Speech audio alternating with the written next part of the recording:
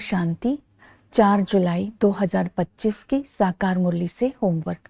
आज की मुरली से फ्लो चार्ट को सामने देखते हुए इसमें से किसी भी एक पॉइंट पर मनन चिंतन करते हुए उसे जीवन में धारण करने का लक्ष्य रखेंगे।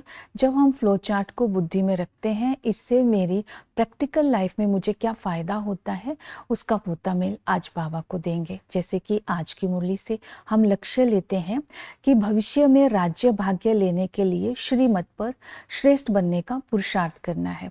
आज की मुरली से हम स्वमान लेते हैं कि मैं बंधन मुक्त आत्मा हूँ। अंतर्मुखी बन बीज रूप बाप के साथ योग लगाकर स्वयं में सर्व शक्तियों का बल भर के संकल्प की शक्ति को जमा करके दृढ़ संकल्प से अपने मनसा के सूक्ष्म बंधनों से स्वयं को मुक्त कर बाबा के संग से अतीन्द्रिय सुख का अनुभव करते रहना है।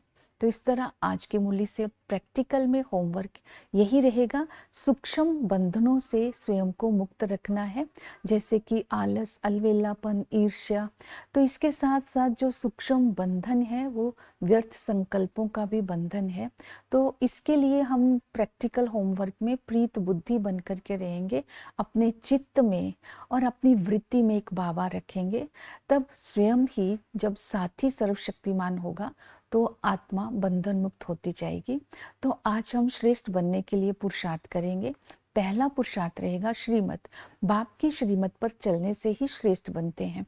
तो पहली श्रीमत यही है, ऐसा पुरुषार्थ करना है जिससे स्व की उन्नति हो जाए। तो बाबा ने श्रीमत दी है कि अपने आप को खुशियों के खजाने से इतना संपन्न करना है कि दुख की लहर कभी भी आपके पास नहीं आए। फिर बाबा ने कहा किसी के प्रति भी दोष दृष्टि नहीं रखनी और ना ही किसी का दोष देखना है, ना देखना है, ना सोचना है। इस श्रीमत का आज हम पालन करेंगे। फिर बाबा ने कहा अपने आप को इतना लायक बनाना है कि ब्राह्मणी को अगर बाबा दूसरे सेंटर पर सेवा के लिए भेजे तब हम सेंटर को चला सके। तो इस तरह ब्राह्मणी को भी आप समान अपने स्टूडेंट्स को बनाना है, इस श्रीमत का पालन करना है। फिर बाबा ने बोला बुरी आदतों को छोड़ देना है, जैसे कि ईर्ष्या आदि में आकर के पढ़ाई नहीं छोड़नी है और आपस में बुरी आदतों को छोड़ करके मीठा बनकर प्यार से मिल करके रहना है। इन श्रीमत का आज हम पालन करेंगे। दूसरा है श्रेष्ठ बनने के लिए वैराग्य। तो बाबा स्वयं आकर के वैराग्य का परिचय देते हैं। इस दुनिया में जो होता है वो है हद का वैराग्य, जो घर बार छोड़ के जंगल चले जाते हैं। बाबा हमें बेहद का वैराग्य दिलाते हैं। बेहद के वैराग्य के लिए बाबा ने कहा कि अब तुम्हें इस पुराने शरीर के भान को भी छोड़ना है और इस पुरानी दुनिया को भी बुद्धि से भूलना है, क्योंकि इस पुरानी दुनिया का विनाश होने वाला है। महाभारी लड़ाई सामने खड़ी है, जो महाभारी लड़ाई बहुत मशहूर है। फिर बाबा ने हमें स्मृति दिलाई कि संगम पर बाबा हमें ज्ञान, भक्ति और वैराग्य की स्मृति दिलाते हैं। जब बाबा हमें भविष्य की प्रारब्ध का ज्ञान देते हैं और हमें पुरुषार्थ कराते हैं तो भक्ति से वैराग्य हो जाता है। तो हम इस समय खुशी से और नॉलेजफुल होकर के इस पुरानी दुनिया को बुद्धि से भूलने का पुरुषार्थ करते हैं और हमें स्मृति में रहता है कि अब हम नई दुनिया शिवालय में जा रहे हैं, ये पुराना शरीर भी छोड़ना है। तो हमारा वैराग्य सुखदायी है, नॉलेजफुल है। फिर बाबा कहते हैं श्रेष्ठ बनना है तो तुम्हें पवित्र भी बनना होगा। बाबा ने पवित्रता के लिए विशेष हमें अटेंशन दिलवाई। अपने अंदर रिफ्लेक्शन करनी है कि अंदर देखना है मैं कहाँ तक वैकुंठ का मालिक बनने के लायक बना हूँ, अर्थात अपने अंदर दैवी संस्कार मैंने कहाँ तक धारण किए हैं। पवित्रता की धारणा के लिए अपने आदि स्वरूप को बुद्धि में लाना है, आदि के जीवन को बुद्धि में लाना है। आदि में हम सर्वगुण संपन्न थे, विश्व का मालिक थे, 100% सोलवेंट थे, रिलीजियस थे, राइटियस थे, आत्मा के अंदर बल था। तो अंत के जीवन को स्मृति में लाना है। संगम पर बाबा ब्रह्मा के द्वारा हमें एडॉप्ट करते हैं। हम ही सच्चे ब्राह्मण हैं, हमारा धर्म सबसे ऊंच है, हमारा कुल सबसे ऊंच है, हम ब्राह्मण ही सभी वर्णों में आते हैं। तो अपना धर्म, अपना वर्ण और अपना कुल, अपना जन्म जब हम स्मृति में रखते हैं तो पवित्रता की धारणा हो जाती है। तो पवित्रता की धारणा के लिए देही अभिमानी बनना है। बाबा ने कहा तुम देही अभिमानी बनकर अपने अंदर शक्तियों को जमा कर अपने को सूक्ष्म बंधनों से मुक्त करना है, जैसे आलस, अलवेलापन, ईर्ष्या, व्यर्थ संकल्प। इन बंधनों से जब हम मुक्त कर देंगे तो आत्मा पवित्रता की धारणा सहज कर लेगी। तो श्रेष्ठ बनने के लिए बाबा ने स्मृति दिलाई, एक बाप की याद में रहना है। जब एक बाप की याद में रहेंगे तब ही धारणाएं होगी। याद की विधि है निश्चय। पहला है स्वयं पर निश्चय।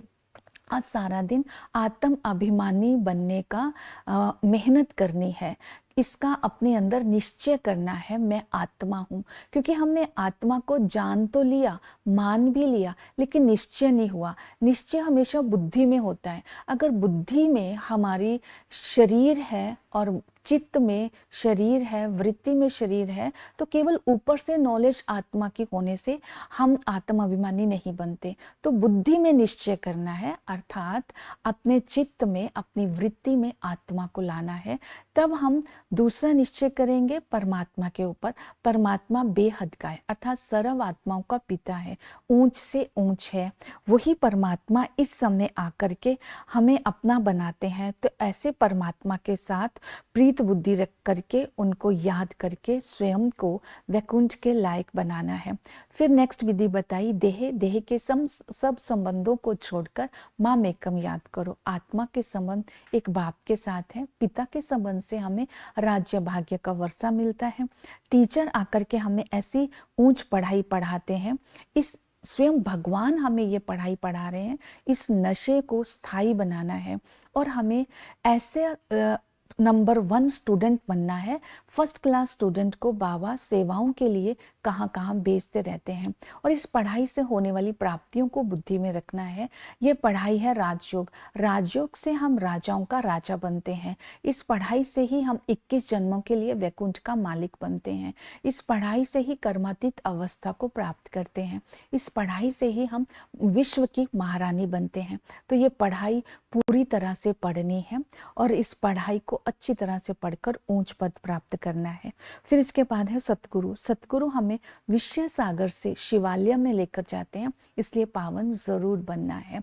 फिर बाबा ने कहा तुम्हें श्रेष्ठ बनना है तो सर्विस का शौक रखना चाहिए। अपनी जॉब से छुट्टी लेकर के भी सर्विस करनी चाहिए। जो बंधन मुक्त है उनको तो सर्विस में लग ही जाना चाहिए। भ्रमरी की तरह भूं भूं करते रहना चाहिए कि परमात्मा सर्वव्यापी नहीं है। स्वर्ग और नरक में क्या अंतर है, हम कैसे पूज्य बनते हैं और कैसे पुजारी बनते हैं। आत्मा निर्लेप नहीं होती है, परमात्मा सर्वव्यापी नहीं है। इस तरह हम दूसरों की सेवा करके उनको आप समान बना सकते हैं। ओम शांति।